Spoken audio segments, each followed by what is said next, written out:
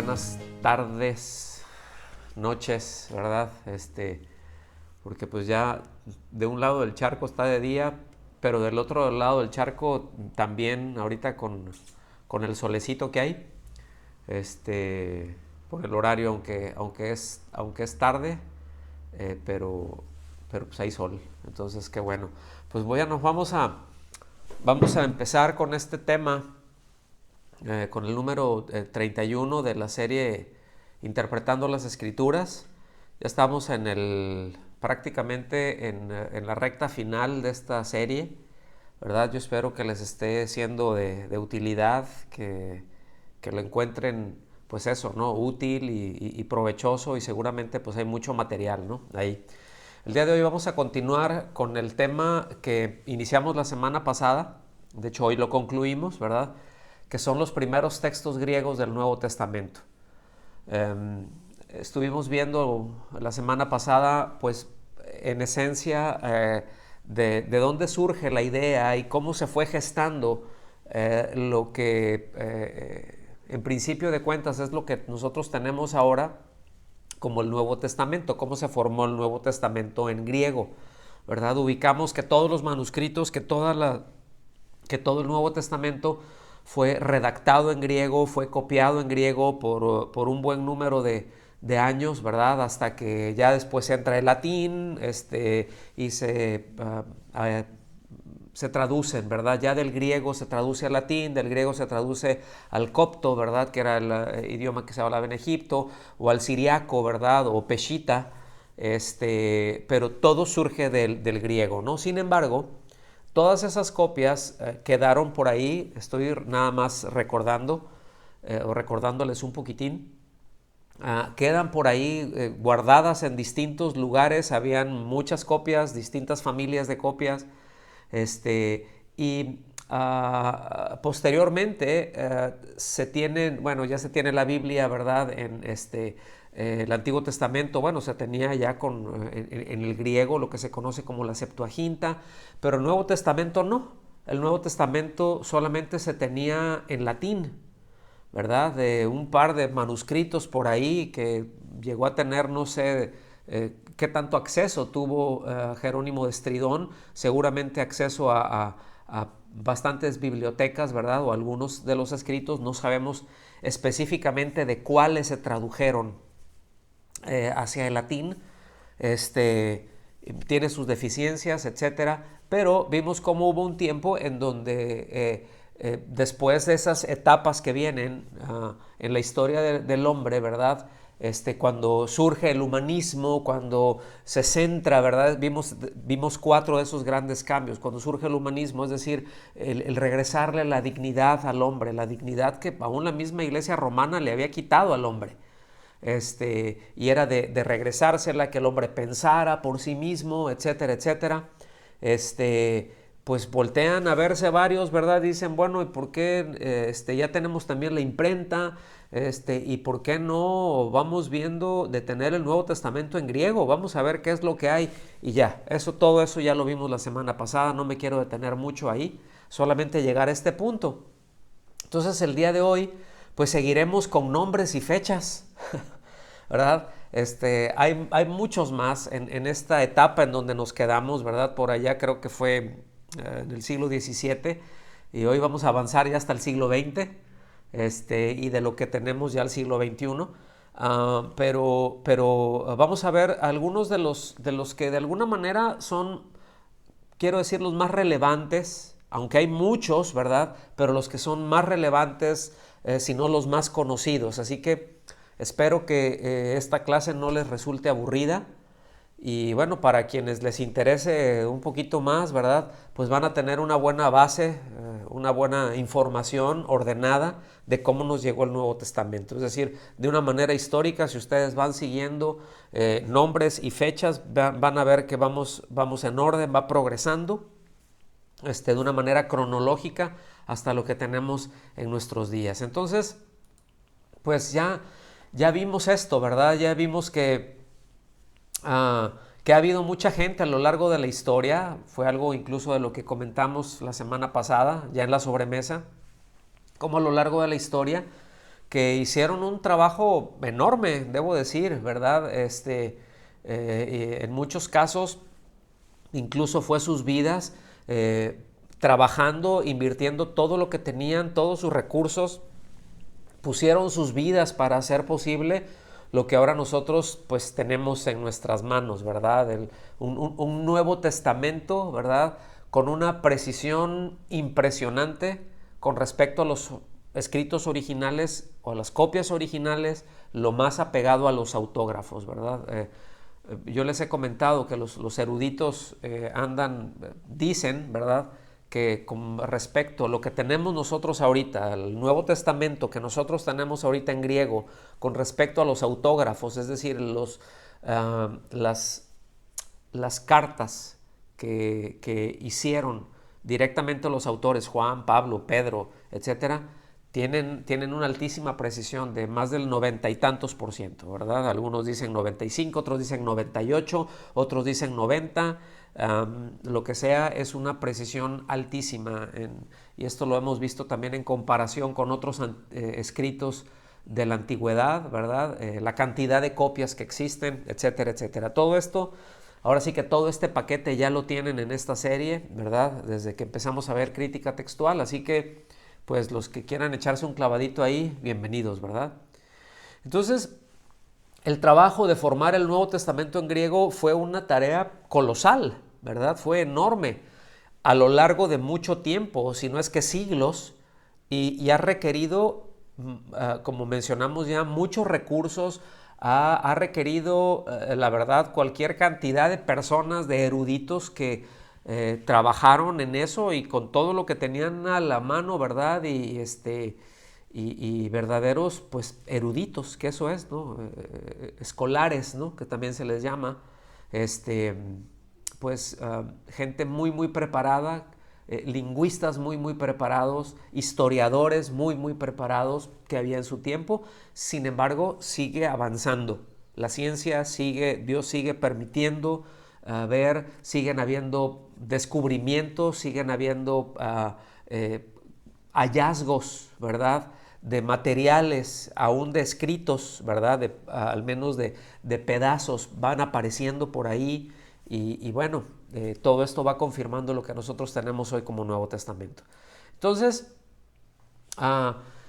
si recordamos, desde Erasmo de Rotterdam y no hacemos a un lado a Francisco Jiménez de Cisneros, ¿verdad?, tampoco hacemos a un lado a Roberto Estienne o a Teodoro de Bessay,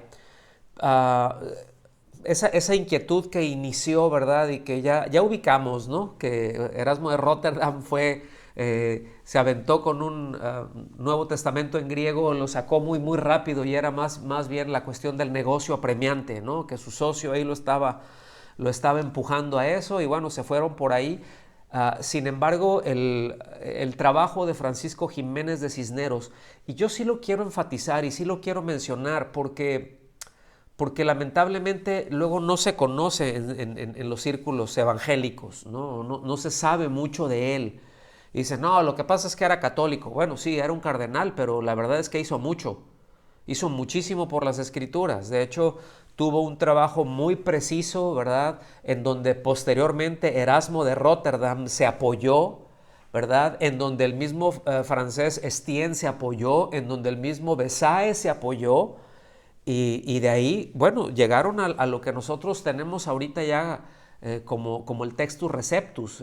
Yo creo que esa es la frase o el concepto que muchos han escuchado más por ahí, es lo más fácil de encontrar Textus Receptus, pero todo esto para que vean de dónde salió y cómo llegó a hacer eso, ¿verdad?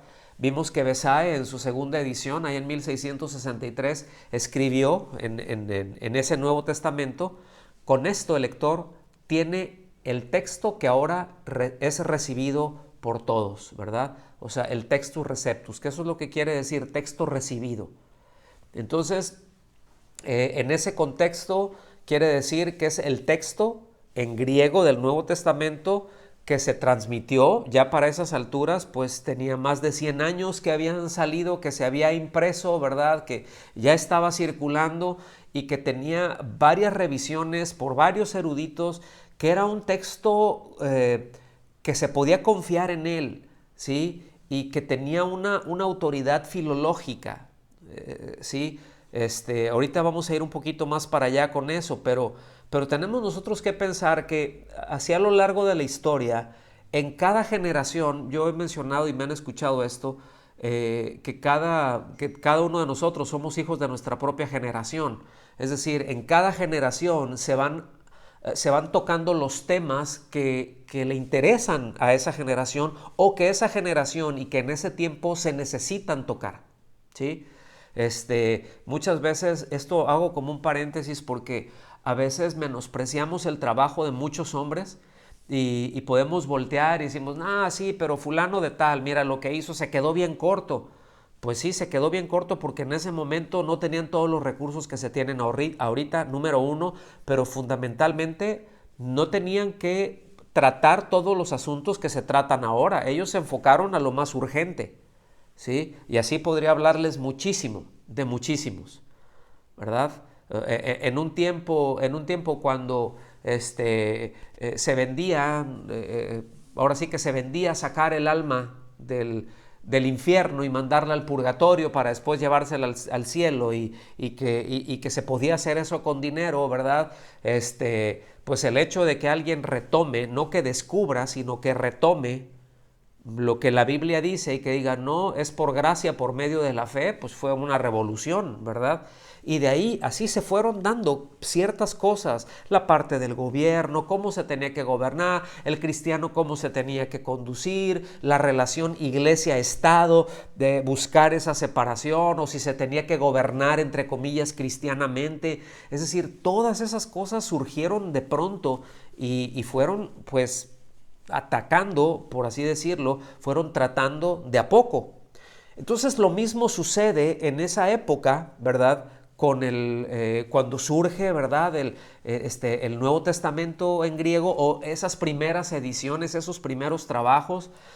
Y tenemos que tener en claro que en ese momento el interés se concentraba en establecer un texto griego del Nuevo Testamento, porque no lo había.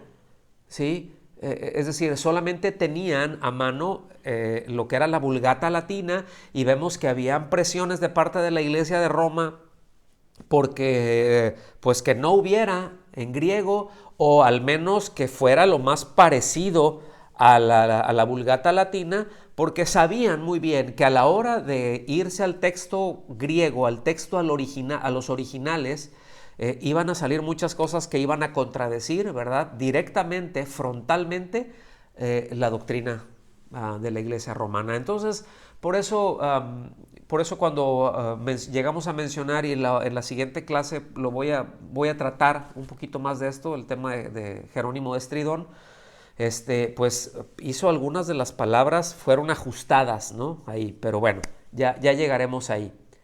El punto es de que repito, el interés estaba precisamente en llegar a lograr, a tener el Nuevo Testamento en griego, ¿verdad?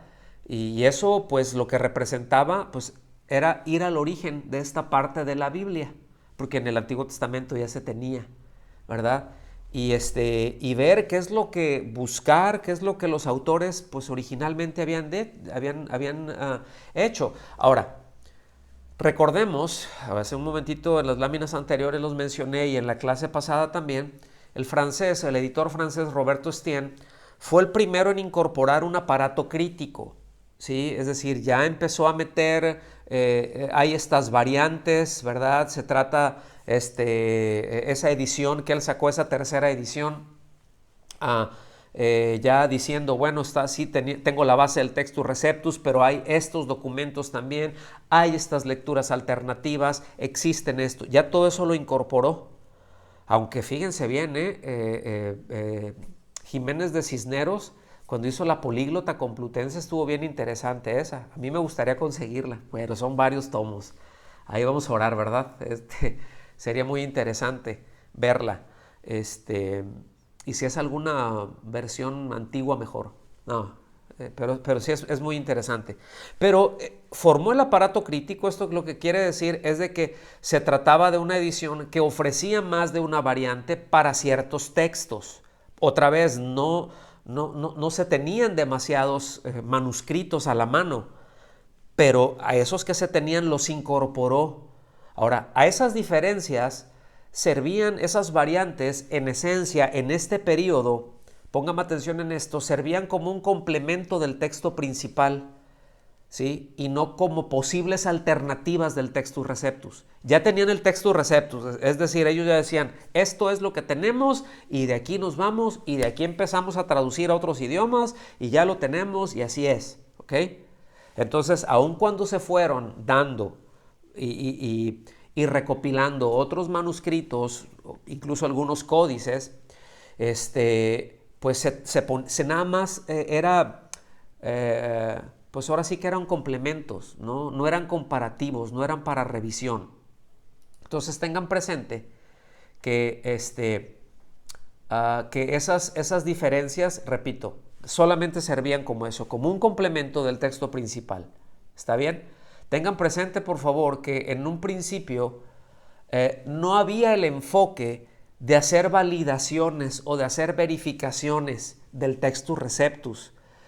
Además que tampoco, como acabo de mencionar, tampoco habían muchos manuscritos disponibles. Entonces todo lo que iba saliendo solamente eran complementos. Ah, no, sí, mira, dice esto. Ah, sí, aquí está más preciso. Pero todavía no lo veían como una cuestión de validar. ¿Ok? A ver, vamos a ver, vamos a sentarnos, vamos a ver, tenemos esto, tenemos esta palabra, esta se utiliza así, de esta manera, entonces ¿por qué se tradujo esta así? Y tenemos esta copia, ¿por qué esta copia tiene esta alteración? ¿Por qué dice el Señor? Y fíjense las alteraciones que habían, las variantes, para que las ubiquen, algunas de ellas. Variantes como, en lugar de decir, un ejemplo, Jesús te ama, había otras que decían Dios te ama, otras Él te ama, ¿sí? En algunas pudiera ser, ahora es lo mismo, ¿verdad? Pero en algunos casos pues habían, acuérdense que todo se copiaba a mano, ¿sí? Entonces había esa copia en donde decía Jesús te ama y habían a lo mejor 20 manuscritos que decía Jesús te ama y habían 2 o 3 manuscritos que decían Dios te ama.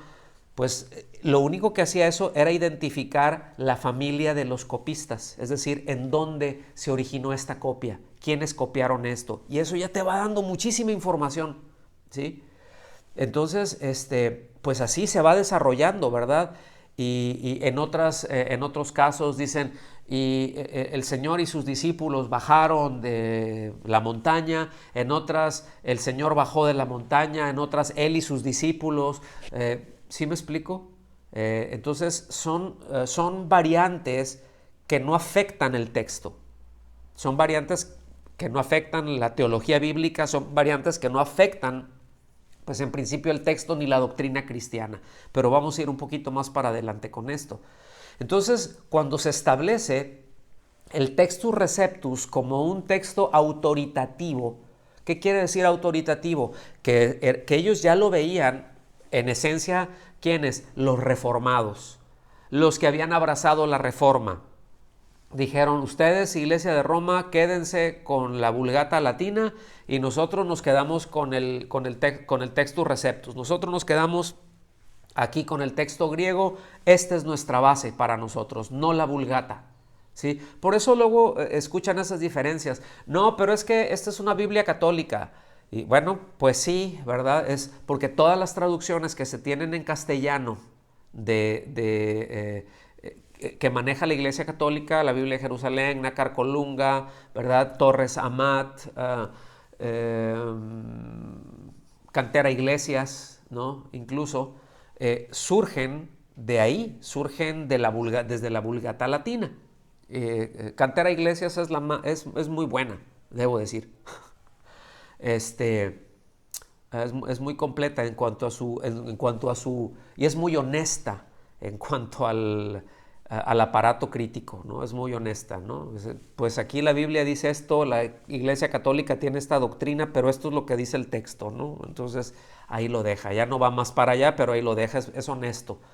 Entonces, cuando se establece el Textus Receptus como ese texto autoritativo, pues dijeron, muchachos, hay que ponernos las pilas, ¿verdad? Y vamos a buscar más manuscritos. Vamos a analizar las variantes que hay, ¿verdad? Pero vamos a analizar esas variantes que hay, no tanto para calificar, para validar o no. ¿Sí me explico? No tanto para evaluarlas o no, sino para darle soporte al texto que ya se tenía. Entonces los eruditos pues empezaron a buscar manuscritos griegos, ¿verdad? De la época del Nuevo Testamento en librerías, en museos, monasterios, en mercados orientales, con traficantes de reliquias, fíjense, ahora sí que hay en el mercado negro, ¿verdad? Pues así buscando, ¿no? Yo consigo esto, ¿no? Yo tengo esto, pues alguno que se han de haber robado de por ahí, yo te lo vendo por acá y si había dinero para hacerlo y se fueron acumulando, ¿verdad? Todo esto. Tanto en Europa, que habían evidentemente monasterios, que es por mucho tiempo, ahí se estuvieron haciendo copias, pero también en el cercano oriente, ¿sí? También en la Palestina, en el norte de África, ¿sí? En toda la parte del Mediterráneo, ¿sí? Pero en el cercano oriente, repito, en Egipto, lo que ahorita conocemos como Libia, ¿verdad? Donde había florecimientos, asentamientos muy importantes de cristianos en el inicio de la iglesia, es decir, donde la iglesia floreció. ¿Por qué? Porque ahí habían escritos y fueron a buscar ahí, sabían en dónde buscarlas. Entonces, el resultado de esa búsqueda que ellos hicieron, pues fueron ediciones del Nuevo Testamento griego que básicamente lo dividieron en dos. Es decir, esto no fue de la noche a la mañana, como ustedes se darán cuenta y como lo vamos a estar viendo en fechas, pero sí empezó a haber más movimiento en eso y dijeron, a ver, ya tenemos el Textus Receptus, ya me llegó esto otro, a ver, voy a publicar esto, hay estas variantes, hay estas diferencias, ¿verdad? Y se publicó eso y ya adelante otro hermano por allá, otro erudito dice, sí, ok, ya está esto, tenemos esto, pero también ya ahorita ya apareció esto, hay que incorporarlo y eso fue el aparato crítico, así se fue dando.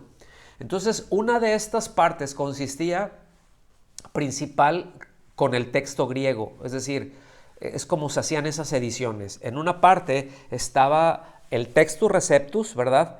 Y en otra parte el aparato crítico, es decir, todas las variantes, otra vez, más en un sentido de recopilación que de evaluación, ¿sí? En algunos casos las tenían en el margen, algunas ediciones, otras ediciones tenían así como luego en Biblias que tenemos ahorita, ¿verdad? En alguna parte tiene una A o algún número y al fondo de página o en la página siguiente te daban toda una explicación de eso y así seguían, pero las tenían bien identificadas, no estaban revueltas todas esas. Y acuérdense, ya estaba la imprenta a todo lo que daba, entonces ya todo eso se podía imprimir, ¿sí? Ahora, pongan atención en esto que vamos a hablar, porque a partir de aquí se marca un cambio importante, o uno de los primeros cambios importantes, de los fundamentales, ¿sí? En 1707 hubo un inglés, un doctor, un erudito llamado John Mill, que él publicó el Nuevo Testamento en griego a partir del texto que el francés Robert Estienne formuló. Acuérdense, ese que Robert Estienne formuló ya venía con el de Erasmo de Rotterdam, venía con el de Jiménez de Cisneros y otros manuscritos, hizo algo de la crítica textual. Ok, esto lo tomó, o el aparato crítico, esto lo tomó John Mill, ¿sí? Lo juntó, ¿sí? En todo esto, sacó una edición.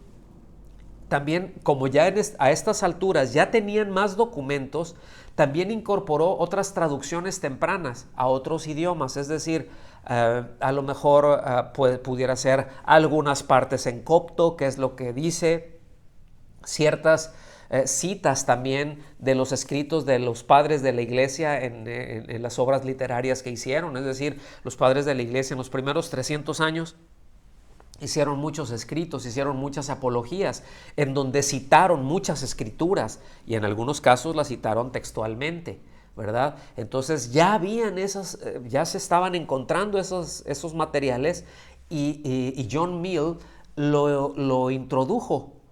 El asunto es de que ya John Mill hizo un trabajo tan colosal, ¿sí?, que en ese momento era el aparato crítico más extenso que había hasta principios del siglo XVIII, en donde él tenía una referencia de más de 30,000 variantes, ¿sí? Ahora, son esas variantes que les acabo de mencionar. No tenía nada que ver que fueran, que alterar el texto. Ahorita voy para allá. Pero habían esas variantes. Entonces dicen, no, a ver, aquí se tiene que buscar precisión. Ahora, cuando este señor sale con no sé de qué tamaño estaría, ¿verdad?, esta edición del Nuevo Testamento griego, pero con toda la explicación y el soporte de esas 30,000 variantes, pues ha de haber sido un bibliote, ¿verdad?, un libro enorme. El asunto es de que pues fue atacado verbalmente por otros teólogos, porque decían, no, espérate, hermano Mill, ¿verdad? Eso puede desacreditar al Nuevo Testamento en griego que ya tenemos, eso puede debilitar al Textus Receptus. Pero dijo, no, vamos siendo honestos, es lo que es, ¿ok? No se conoce de alguna refutación que se haya hecho de algún teólogo, de algún otro erudito que haya hecho su trabajo. No se conoce, no se tiene. Entonces, pero sí se sabe que hubieron ataques verbales, ¿no?, en ese sentido. Entonces, pues no nos sorprende, ¿verdad? Y entendemos que, otra vez, quiero estar repitiendo esto y ahorita lo vamos a confirmar con más datos, pero estas variantes no cambian el sentido doctrinal o el sentido teológico del Textus Receptus. O sea, en ningún momento dijo el Textus Receptus está mal. Lo único que dijo el Textus Receptus, esto es lo que tenemos hasta ahorita después de muchas ediciones y yo estoy aportando esto. Que alguien más se haga un lío. Yo hasta aquí llegué. Yo encontré estas variantes, ¿sí? Entonces, eso es muy importante porque sí lo enriquecía y sí le daba más precisión y le daba más soporte, fíjense. Entonces, por allá de 1719, es decir, cerca de, ¿qué?, unos 12 años, 13 años después, pero 12 años más concretamente después de esta edición de Mills, otro inglés de Oxford, Edward Wells, él se atrevió a publicar, esto ya fue un atrevimiento, porque él ya se atrevió a publicar un Nuevo Testamento en griego que tenía más de 200 instancias que diferenciaban del Textus Receptus, ¿sí? Y miren, ahorita voy a tratar de explicar eso. Y aquí entonces marca hasta cierto punto el inicio ya de otra época, porque entonces ya se va dejando poco a poco el Textus Receptus como el texto autoritativo, ¿sí?, o como el único texto de referencia y confianza. Es decir, cuando Wells toma también este trabajo y dice, no, bueno, aquí ya hay este error con el Textus Receptus, ¿verdad? Otra vez, no altera el sentido doctrinal, pero ya aquí ya lo hizo ya comparando, ya no lo hizo aportando, sino ya lo está comparando. Y eso para muchos les movió el tapete y una de las personas que fue muy impactado por el trabajo, además de Edward Wells, pero principalmente por el trabajo de John Mill, encontrando esas más de 30,000 variantes, pues fue un alemán que se llamó Albrecht Bengel, ¿sí? Albrecht Bengel pues nació a finales del siglo XVII, ¿verdad? En 1687, muere por allá de 1752, y él era un estudiante muy serio. Bengel era un estudiante muy serio de teología, ¿sí? Entonces, él se enfocó en revisar las más de 30,000 variantes que encontró Mill y llegó a una conclusión, ¿verdad? Y era que en todas esas variantes no ponían en peligro ningún artículo de la doctrina evangélica. Vean qué importante, ¿sí? Cuando de repente sacan estas variantes y muchos dicen, no, ¿cómo te atreves? ¿Verdad? Y tú también, Wells, ¿verdad? ¿Cómo sacas eso? Le va a quitar autoridad al Textus Receptus. Y se levanta por acá, pues Dios levanta a este hombre, ¿verdad? A Bengel, y les dice, no, no, no, tranquilos, tranquilos con el campamento, que no hay problema, nada de esto afecta. Y él ya lo vio desde un punto de vista teológico. Dice, nada de esto afecta, nada de esto trastoca ningún artículo de la doctrina que está plasmada en el Nuevo Testamento, ¿sí? Entonces, lo que se encuentra en él, o lo que se ve precisamente en Albrecht Bengel, ¿sí?, es que por primera vez hay una actitud crítica frente a los manuscritos. O sea, ya no nada más decir, ok, encontramos este adicional, sino que, a ver, encontramos este, pero yo quiero revisarlo y yo quiero ver de qué se trata y yo quiero ver si hay una variante, por qué está esta variante, ¿sí? Entonces, entendemos ya aquí, ya a este punto, ¿verdad? Pues ya por crítico, que ya no era nada más recopilación y orden en las variantes, sino que ya estaba evaluando. Entonces, para poder decir cuál de esas variantes era mejor que las demás. Es decir, ok, ya por el hecho de que se tiene este otro manuscrito, pues hay que revisarlo y hay que validarlo, ¿sí? No por el hecho de que ya lo diga y a lo mejor incluso sea un manuscrito más antiguo, ya lo vamos a dejar así. Es decir, Bengel le empieza a meter unos filtros filológicos ahí, es decir, todo lo que tiene que ver con el idioma y todo lo que tiene que ver con la estructura, con la sintaxis, con todo esto, que dice, vamos a ver de qué se trata esto, cómo utilizaban esa palabra en particular, por qué esa variante, si es una preposición. Ya luego, si Dios nos permite, podremos hablar más de todas las, o de algunas al menos, conjugaciones que se tienen en el griego que no existen en ningún otro idioma, y empieza a decir, a ver, entonces, ¿por qué es esto? Aquí está distinto, cuándo se usaba de esta manera, cuándo se usaba de esta otra, y se pueden dar cuenta que ese es un trabajo enorme. Entonces, hasta ese momento, hasta Bengel, todavía los editores simplemente lo que hacían era constatar que había diferencias, y aún las publicaban y decían, tantas veces hay esta variante y tantas veces esta variante aparece en estos manuscritos que ya se tienen, etcétera, etcétera, en estas traducciones. En fin, ellos solamente hacían esa referencia o citas de los padres de la iglesia, ¿verdad? Como llegamos a mencionar, pero en ningún momento, en ningún editor emitía ningún juicio, entiéndase bien la palabra juicio, sobre la calidad de las variantes. O sea, nada más decía, hay esta variante, pero no decían, pues es buena, es mala, pasa o no pasa el filtro. ¿Sí? ¿Estamos aquí? Entonces, esto es muy importante.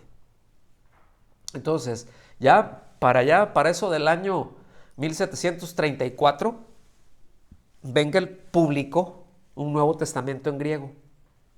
Pero fíjense, él hizo algo muy interesante, porque no eliminó el Textus Receptus como el texto principal, pero lo que sí hizo fue añadir en los márgenes, es decir, ya no me voy a meter por acá, lo voy a poner así y voy a poner aquí mismo una sección en estos márgenes, las variantes, y calificó cada variante con relación al texto y le dio distintas categorías. Es decir, decía, por ejemplo, un tipo de variante.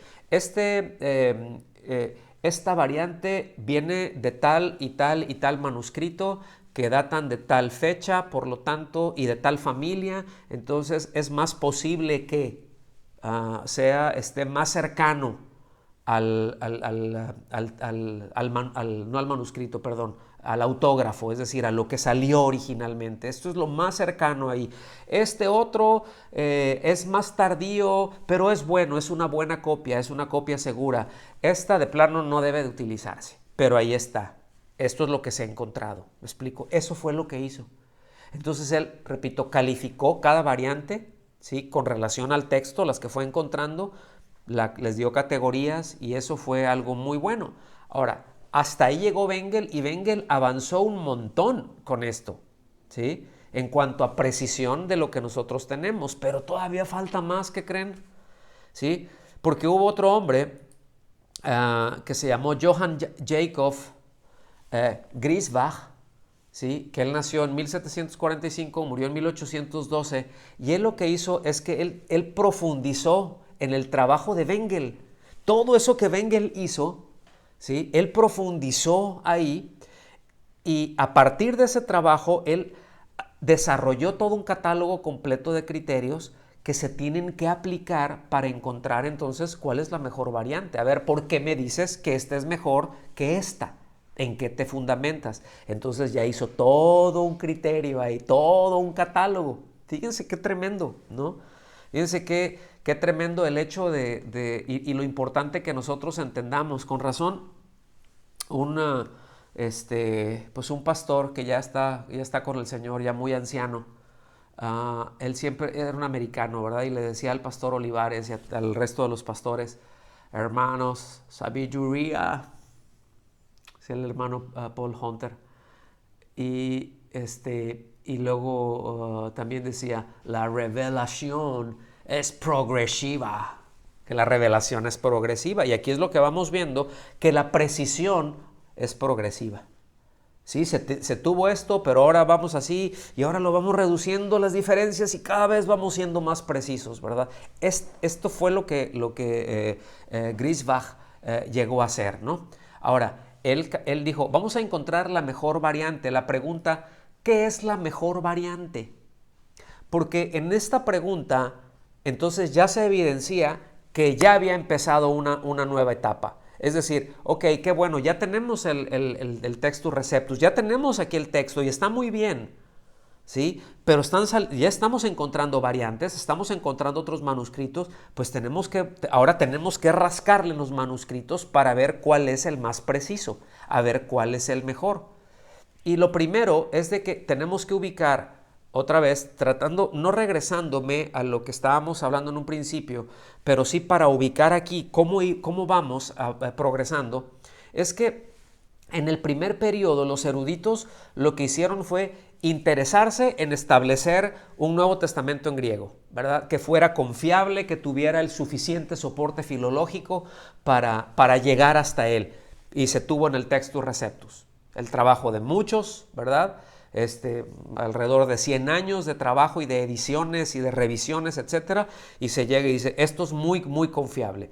Esa fue la primera etapa, pero viene una segunda etapa en donde el interés ya ahora se concentra en la búsqueda de los manuscritos para enriquecer al Textus Receptus, para fortalecerlo al Textus Receptus, ¿sí? Para darle más soporte al Textus Receptus. Es decir, ya tenemos el texto griego en del Nuevo Testamento, pero deben de haber más cosas, vamos por ellos. Y eso lleva a una tercera y última etapa que entonces ya fue el interés ya enfocado precisamente, ¿sí?, en los autógrafos. Es decir, cómo salió todo desde un principio, ese interés, ¿verdad?, de cómo pues, ¿qué es lo que Pablo habrá querido decir con esto? ¿Qué es lo que Juan quiso decir en este sentido? ¿Qué es lo que él habrá escrito realmente? Porque no los tenemos, pero a ver, tenemos estas copias que son muy cercanas a esos autógrafos. A ver, ¿qué es lo que él habrá querido decir? ¿Qué es lo que él dijo en ese momento? ¿Cómo lo estaba entendiendo la gente de ese momento? Entonces tenemos que estudiar también los textos y el vocabulario que había en ese momento. Y aquí ya entramos en otra etapa, ¿sí? Porque una cosa yo les puedo decir, ahorita nosotros hablamos muy buen español y tenemos muy buen castellano, así, así, así, asado. Pero si nos remontamos, ¿cómo se hablaba el español o cómo se hablaba el castellano? Por ejemplo, aquí en Hispanoamérica hace 400 años va a ser muy distinto. Entonces, si yo quiero entender el autógrafo que tuvo fulanito de tal que escribió, un historiador o un poeta que escribió en aquel entonces, yo necesito entender cómo utilizaban el idioma en ese entonces. ¿Lo alcanzan a ver? Y aquí pues ya se echan un clavado más fuerte y entonces ya viene algo más y ya viene un cambio muy importante en la crítica textual, ¿sí? La pregunta de la mejor variante, ¿cuál es la mejor variante? Pues es ¿cuál es la mejor variante o cuál es la que tiene una mayor posibilidad que corresponda entonces al texto que el autor original escribió?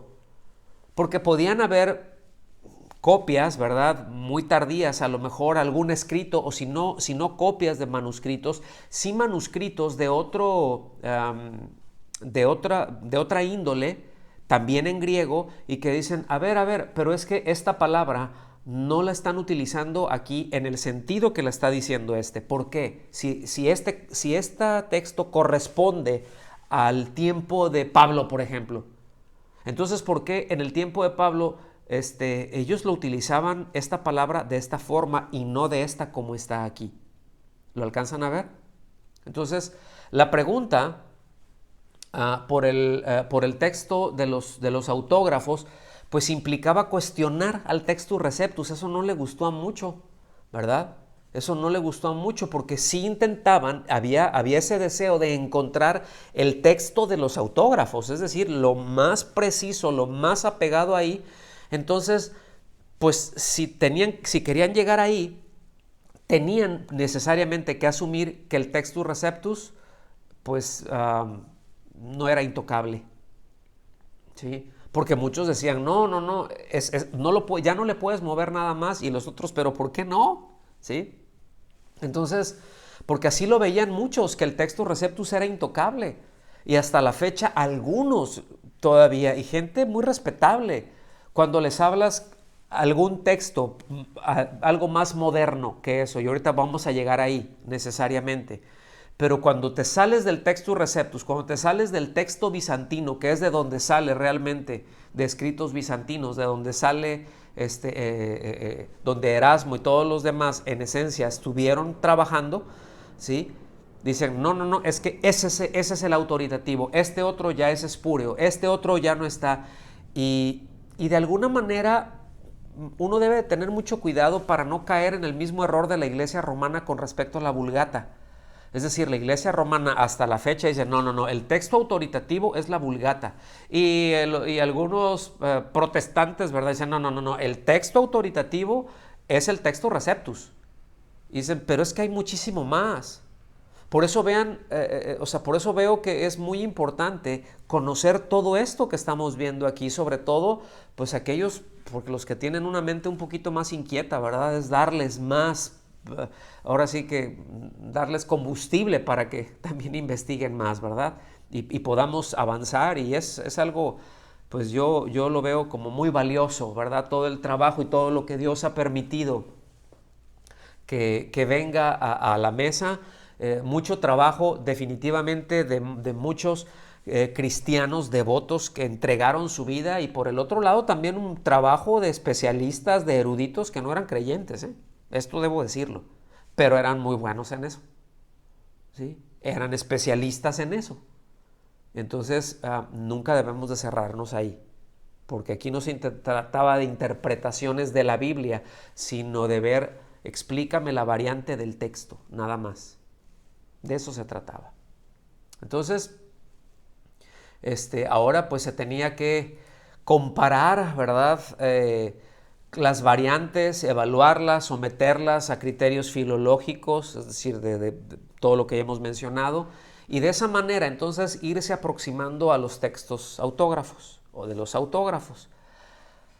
Para esto hubo un personaje que es probablemente el personaje más importante en lo que se conoce como la crítica textual moderna, ¿sí? Y que se llamó Ludwig Friedrich Constantin Tischendorf, ¿sí? No es un trabalenguas, pero era un sajón, él era un alemán, ¿ok?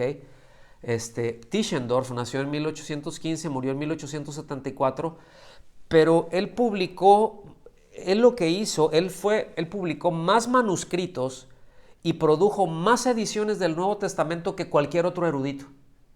Era una máquina en eso. Encontró un montón, quién sabe cómo le hizo. Bueno, definitivamente él viajó muchísimo. Ahorita vamos a ir para allá. Él viajó por toda Europa, por cercano Oriente, ¿verdad? En el Mediterráneo anduvo, pero rastreando todo. Y él publicaba esos manuscritos que encontraba. Los iban imprimiendo, ¿verdad? Entonces, muy importante, fíjense, él escribió a su novia lo que sigue. Él le dijo, estoy frente a una tarea sagrada. la lucha por restablecer la forma original del Nuevo Testamento. Qué tremendo, ¿no? O sea, él no se distrajo, sí, que aquí está mi novia, ¿verdad? Pero estoy metido en esto, este es el enfoque de mi vida, es una tarea sagrada, ¿sí? Cosas que él hizo, cosas que él ubicó, ¿verdad? Entre otras cosas, descifró el códice de Efraimi en París, ¿sí? Este código era un palimpsesto. ¿Cuántos se acuerdan lo que es un palimpsesto? Un palimpsesto, acuérdense, que era un códice en donde después le borraron o le intentaron borrar todas las letras que tenía ese libro, ese códice, ¿verdad? Y muchas veces eran algunos o en papiros, pero creo que Efraimi no eran papiros, ya eran de eran de piel, pues, ¿no? No de papiro, ¿no? Sino de pergamino, perdón, cortadas, ¿no? Entonces, los palimpsestos luego les borraban eso, ¿verdad? Les tallaban con mucha delicadeza y escribían sobre él y ya vendían ese libro. Ah, pues eso es un palimpsesto. Él descifró ese palimpsesto, ¿sí? Que era un Nuevo Testamento, muy antiguo. Entonces hizo, repito, muchos viajes, ¿verdad? Y en uno de esos viajes, allá al desierto del Sinaí, él se encuentra con el código sinaítico en un monasterio, ¿sí? Ahí. Después ya hablaremos más del código sinaítico porque es muy relevante, muy relevante. Tiene de los textos más antiguos, ¿sí? Que aún lo que posteriormente o previamente, perdón, Erasmo de Rotterdam y los que le precedieron tenían a la mano. Estos ya eran un códice más antiguo, ¿sí? Entonces, pues muchos de los textos que se encontraron en ese tiempo y que se han encontrado hasta ahora, pues también provienen de toda esta zona del cercano oriente. Es el lugar geográfico en donde anduvieron los autores más cercanos a los manuscritos. Entonces, pues ahí es en donde hay que buscarle, porque no nos vamos a ir a buscar algún manuscrito. Yo no digo que no lo haya, pero yo no me iría a buscar un manuscrito griego de los primeros siglos a las ruinas mayas acá en Chichen Itza o allá o no voy a ir a Machu Picchu a buscar uno de esos, porque ahí no me puedo encontrar con otras cosas y a lo mejor me encuentro con alguna sorpresa por ahí, pero no es lógico. Si quiero encontrar eso, me tengo que ir a buscar en las cuevas, ¿verdad? De cercano oriente, que es lo que ocurrió después. Y es de donde han estado sacando muchísimos manuscritos. Entonces, pues estos manuscritos, sobre todo los papiros, ¿sí? Sobre todo los papiros, presentan un estado de copia más antiguo, ¿sí? Todo lo que se encontró ahí son más antiguos que los que se encontraron, repito, anteriormente y que fueron la base para el Nuevo Testamento de Erasmo, es decir, el Textus Receptus. Se le dice de Erasmo, aunque hubieron más, pero tomaron el trabajo base de él, de la última edición de Erasmo. Entonces, por eso, de ahí surgen la base para las traducciones modernas pues de idiomas como el inglés, como el castellano, ¿está bien? De ahí sale la versión King James, de ahí sale la revisión Reina Valera o la versión Reina Valera, y con todas las revisiones que han venido, ¿verdad? Todas las actualizaciones que han tenido. Entonces, ustedes han notado cómo el trabajo del Nuevo Testamento griego ha venido a ser algo donde se va avanzando y donde cada vez se es más preciso, ¿sí? Y eso es exactamente lo contrario al deseo del enemigo de la Biblia, ¿sí? Todo aquel que aborrece la Biblia anda buscando cosas, ¿verdad? Para ver qué es lo que puedo encontrar y con qué puedo contradecir la Biblia. Y pues resulta que le sale el tiro por la culata, porque mientras más cosas encuentran más cercanos, ¿verdad?, a los autógrafos, pues la precisión se va afinando cada vez más. Y esto yo creo que es muy importante. Entonces, pónganme atención, ya casi terminamos. Déjenme le doy un traguito de agua. Ya casi terminamos. Pero pónganme mucha atención porque a partir de aquí se marcan otros cambios muy importantes en la crítica textual. Y voy a dar algunos nombres que posiblemente han escuchado, les suenen un poco familiar o a lo mejor ni idea, pero si no tienen idea para que la vayan agarrando. En la clase pasada yo les mencioné una fecha en donde les dije, vamos a llegar hasta aquí, ¿verdad? Y esa fecha fue 1881. ¿Qué pasó en 1881? Pues fue un año muy clave porque para el desarrollo del Nuevo Testamento en griego, porque se publicó un Nuevo Testamento, ¿verdad? Por Westcott o B.F. Westcott, que nació en 1825, murió en 1901, y por F.J. Hort, que nació en 1828 y murió en 1892. ¿Sí? Ellos publicaron su Nuevo Testamento en griego, en lo cual adoptaron un texto griego que estaba basado en manuscritos más antiguos, ¿sí? Ya no en el Textus Receptus. Ellos se apoyaron en el Códice Vaticano y en el Códice Sinaítico. Son más antiguos, ¿está bien? Y ellos se apoyaron ahí. Ahora, yo sé todo lo que se ha dicho, yo sé todo lo que se ha hablado con respecto a Westcott y Hort, no voy a discutirlo eso, tienen sus que veres, sí es cierto, pero eran muy buenos en este sentido, ¿sí? Y ellos se fueron a los textos más antiguos. Entonces, según los eruditos, incluyendo los de la actualidad, Westcott y Hort lograron comprobar que el texto bizantino, es decir, la base del Textus Receptus, es un texto más tardío y más alejado de los autógrafos. Fíjense, no mutilaron nada. ¿Está bien? Eso es muy importante entenderlo porque yo entiendo que luego por razones comerciales se atacan ciertas versiones, ¿no? Pero dicen, no, lo que pasa es que el Nuevo Testamento griego que sacaron ellos, que es la base de otros que vamos a ver ahorita, está mutilado, le cambiaron y dices, no, o sea, no fue un ataque contra el Textus Receptus. Ellos simplemente dijeron, aquí dejo el Textus Receptus y nosotros vamos a hacer este Nuevo Testamento a partir de esta fuente distinta que es más antigua, ¿sí? Y eso fue lo que llegaron.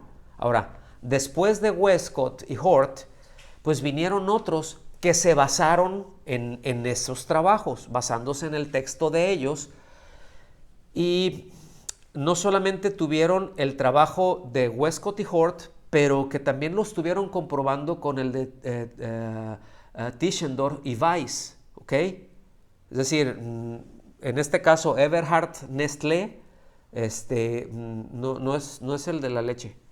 Sí, este es el del Nuevo Testamento griego. Entonces, Tischendorf y Weiss fueron un soporte como comprobación de lo que Westcott y Hort habían trabajado. Y ahora escuchen bien, Tischendorf y Weiss, ellos tuvieron como base en esencia el Nuevo Testamento, es decir, el Textus Receptus. Entonces no es de que, no, ya nos desechamos de esto, sino, a ver, tenemos esto, a ver qué diferencias hay aquí y acá. Y por allá, bueno, Nestlé nació en 1851 y murió en 1913. Y él hizo una edición de bolsillo del Nuevo Testamento para la Sociedad Bíblica de Gutenberg en Stuttgart, en Alemania, ¿sí? Y él tomó un criterio. Él dice, a ver, yo voy a trabajar con estas tres bases. Ese fue el criterio que él utilizó, ¿sí? Estas son las variantes que él utilizó, ¿sí? A ver, voy a tomar estos tres, el trabajo de Westcott y Hort, voy a tomar el trabajo de Tischendorf y voy a tomar el trabajo de Weiss, ¿sí? Entonces, lo que yo vaya a poner tienen que haber por lo menos, o sea, él eligió así palabra por palabra, las variantes en donde había por lo menos en 2 de los 3 textos que él estaba consultando. Dice, a ver, en donde había unanimidad, que fue mucho, ¿verdad? Que fue gran parte, la mayor parte, pues lo puso tal cual porque los 3 coincidían. Pero en donde coincidían 2, esos 2 los ponía. Entonces había puntos en donde Westcott el trabajo de Westcott y Hort coincidía, ¿verdad?, con el de Tischendorf o coincidía con el de Weiss. Así fue. Entonces, pero además de eso, incluyó en su edición un aparato crítico para que el mismo lector pudiera comprobar las diferentes variantes. Es decir, él fue muy honesto en su trabajo, ¿sí? Y dice, ok, esto es lo que, estos son los criterios que yo seguí, pero además aquí te dejo este aparato crítico para que tú puedas comprobar esas variantes, esas diferencias. ¿Está bien? Entonces, por muchos años, él estuvo publicando ediciones ya mejoradas, ¿sí? Porque se iban descubriendo, ya estamos entrando ya a principios del siglo XX y ya se empiezan a ver más materiales, pero muchísimos más. Y eso que todavía no se había dado los rollos del Mar Muerto, pero ya había muchísimo material y él fue incluyendo ediciones mejoradas que incluían los manuscritos que se iban descubriendo entrando por el siglo XX. Pues lo que pasa es que su vida no le alcanzó para más y llegó hasta 1913, pero de ahí siguieron el trabajo de él en esa misma línea, es decir, su discípulo fue su hijo Erwin, ¿sí? Y otro hermano que se llamó Kurt Aland. Entonces, por eso es que nosotros podemos ver hoy en día muchas de las traducciones que tenemos, ¿sí?, del Nuevo Testamento, que se llama Nestlé Aland, o del texto Nestlé Aland. ¿Okay? Así es como surgió el texto Nestlé Aland. Y el texto Nestlé Aland es, por ejemplo, la base para Biblias como versiones como la Nueva Versión Internacional, la Biblia de las Américas o la Nueva Biblia de las Américas y otras. ¿Okay? Entonces, ya desde eso, fíjense, ahorita ya hay 28 ediciones del Nuevo Testamento griego de Nestlé Aland. 28 ediciones.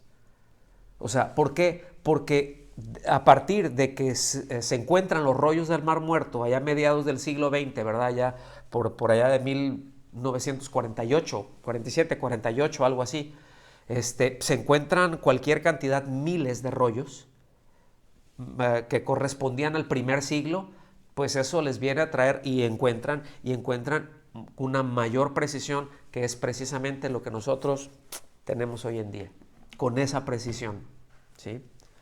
Entonces, pues ya para irnos al final, como dice la introducción de la primera edición del Nuevo Testamento en griego de las Sociedades Bíblicas Unidas, en 1955, la Sociedad Bíblica Unida, ¿sí?, o la Sociedad Bíblica Americana, la Sociedad Bíblica Nacional de Escocia y la Sociedad Bíblica de Württemberg nombraron un comité internacional e interdenominacional, es decir, interdenominacional, pues ya ubicamos, no es de que nada más bautistas, no, bautistas, metodistas, presbiterianos, etcétera, de distintos, ¿sí? Nombraron ese comité de eruditos para elaborar una edición del Nuevo Testamento griego para las Sociedades Bíblicas Unidas. Es decir, esto ya fue más cercano a lo que tenemos ahorita, y yo creo que en muchas de sus Biblias, en algunos casos van a ver que dicen SBU, es decir, que son imprentas de ahí, impresas de ahí, y la SBU ha sacado una impresión en base al Textus Receptus, ¿sí?, y otra impresión en base a Nestlé Aland. Es muy importante decirlo esto. Tienen sus enfoques distintos, ¿sí?, pero es muy interesante el hecho de tenerlos juntos. Ahora, la tercera edición que hicieron, ¿sí?, de la Sociedad Bíblicas Unidas o de las Sociedades Bíblicas Unidas de su Nuevo Testamento en griego es precisamente la edición número 26 de Nestlé Aland. Fíjense qué interesante. Es la número 26, ¿sí? Y eso es lo que se tiene ahorita como lo más preciso, ¿sí? Es decir, el Nuevo Testamento griego de Nestlé Aland está más orientado a estudiosos del texto, ¿sí? El Textus Receptus, la versión que ellos tomaron desde el Textus Receptus, tiene aspectos más prácticos, ¿sí? Pero es una Biblia textual muy, muy buena, y hay unas revisiones magníficas de Reina Valera que Yo les digo, yo es una versión que quiero mucho. En mis Biblias de estudio, eso es lo que utilizo, Reina Valera 60, Reina Valera 77. Ustedes saben, la Biblia de las Américas, la nueva Biblia de las Américas, la nueva versión internacional, nueva traducción viviente, entre otras por ahí, ¿verdad?